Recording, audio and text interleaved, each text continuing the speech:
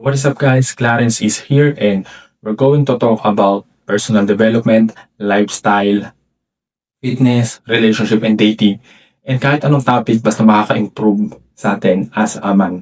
And make sure na mag-subscribe ka dito sa channel ko para naman para naman makita mo yung journey ko or experiences ko para din ma-share ko sa inyo.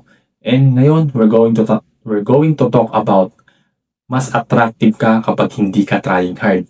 Okay, number one, less talk, more presence. Hindi mo kailangan magsalita palagi. Palagi mong gagawin is yung attentive ka sa kausap mo.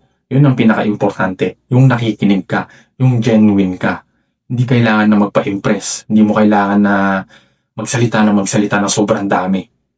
Ang kailangan mo, makinig ka at make sure na binabato mo yung valuable na binibigay niyang story sa'yo. Make sure na yung tanong mo maayos, yung mga sinishare mo din maayos, and doon ka ngayon ko-connect sa kanya. Sa the way na mag-share siya, yung experiences niya. Lahat yan, doon mo makukuha yun. Yung pagiging less talk, more presence. Tahimik ka, pero confident. Mas malakas yun. Yung tahimik ka lang, nakikinig ka, attentive ka. Tapos confident ka na nakikinig. And nakikita yun ng kausap mo na genuine ka talaga. And make sure na make sure yung mga small details, lahat yan pumapasok sa isip mo. Lahat yan, valuable lahat yan. Lahat ng sinishare nila na small details, yun talaga ang nagmamatter. Number 2, move slow, stay calm. Hindi ka nagmamadali. Yung relax ka lang, di ba? I-feel mo lang yung vibe mo, i-feel mo lang yung energy, i-feel mo lang yung mga nasa paligid mo, and make sure na komportable ka sa upo mo, hindi ka yung parang sobrang sikip mo, hindi kailangan ganun. Kailangan relax ka lang, chill ka lang, smile ka lang, eye contact, hindi ka dapat kabahan. Yung kilos mo, relax lang. Hindi na kailangan na magpa-impress pa. Kung sino ka, pakita mo. Hindi mo kailangan i-please yung bawat tao sa paligid mo para lang ma-impress sila sa'yo. Number 3, stop trying to impress. Hindi mo kailangan patunayan ang sarili mo sa ibang tao. Okay? Ang kailangan mo lang patunayan sa sarili mo yung mga bagay na dapat mong patunayan. Hindi mo kailangan magpatawa lagi. Okay? Kung wala naman funny things or what, hindi mo kailangan maging clown para lang mapansin ng iba, para lang magpa-impress. No, you don't need to do that. Hindi mo kailangan mag-flex din yung bahay mo, yung kotse mo, yung pera mo. Naalala ko, eto guys, share ko lang sa inyo, no? Meron akong experiences dati na nakadate ko siya. And naiinis siya dun sa guy kasi nga sobrang daming pa-ipablibo, pa-impress.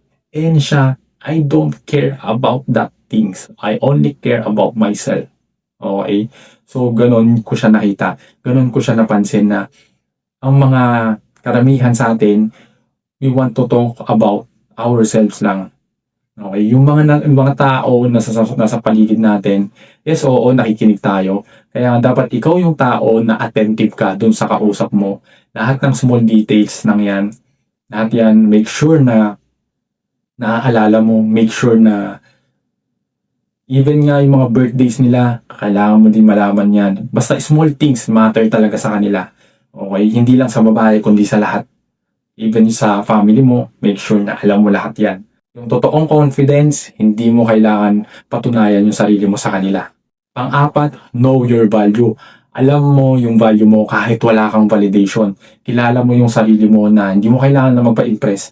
Kasi alam mo sa sarili mo na ginagawa mo yung mga bagay na makaka-improve sa'yo sa sarili mo. Nakapag-gym ka, kumakain ka ng maayos, nakikipag-usap ka ng matino or attentive ka sa lahat ng mga bagay na naaalala mo sa mga tao, and hindi ka din dapat naghahabol ng attention sa ibang tao. Okay? Ang kailangan mo lang gawin, yung attention lang sa sarili mo. Yun lang, wala nang iba, hindi mo kailangan na gagawin mo tong bagay na to para lang mapansin ka.